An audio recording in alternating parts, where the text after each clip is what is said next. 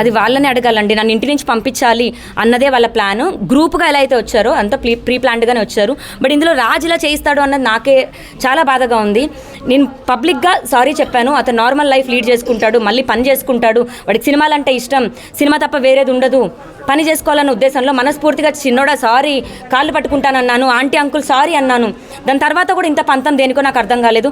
Sorry చెప్పిన తర్వాత అదే ఆంటీ అంకుల్తో కూడా నా ఫ్రెండ్తో ఫోన్లు చేయించాను వచ్చేయండి అని. ఆ రకంగా వచ్చి ఉంటే నేను ఎందుకు రానివ్వను?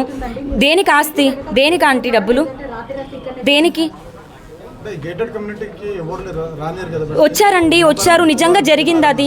ఇందులో అబద్ధం ఏమీ కాదు, జరిగింది. నేను నా అంతటా నేను వాళ్ళు బ్లాకులు చేశారని వేరే ఆవిడతో ఫోన్లు చేపించి వచ్చేయండి కదా, మీరు అందరు కలిసి ఉండండి కదా, పోనీ రాజు రాకపోతే రాకపోయాడు, మీరన్నా వచ్చి ఉండండి అని మనస్ఫూర్తిగా నేనే అన్నాను. ఈ రకంగా కరెక్ట్ కాదు. దాడి అన్నది ఏంటండి, కొట్టించేదేంటి?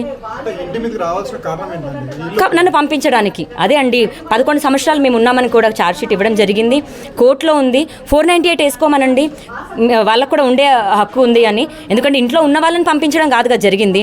మేము నివాసం ఉండేవాళ్ళం, వాళ్ళు విజిటింగ్కి వచ్చేవాళ్ళు. వైజాగ్ నుంచి వాళ్ళని తీసుకొచ్చింది కూడా నేనేనండి హైదరాబాద్కి.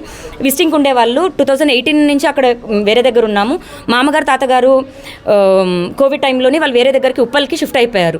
ఇప్పుడు అక్కడ ఉంటున్నారు ఉప్పల్లో. అక్కడి నుంచి మరి ఇప్పుడు ఈ రకంగా దాడి అనేది కరెక్ట్ కాదు. లవణ్య మేము వస్తామమ్మా, పోనీ కిరాయి ప్రాబ్లం అవుతుందా, పోనీ కలిసే ఉందామా, పోనీ ఇంకా మేము ఉంటాము, పోనీ నువ్వు వెళ్ళిపో, రాజుని మేము చూసుకుంటామో, పోనీ ఏది మంచిగా అడిగినా ఇవ్వనా నేను?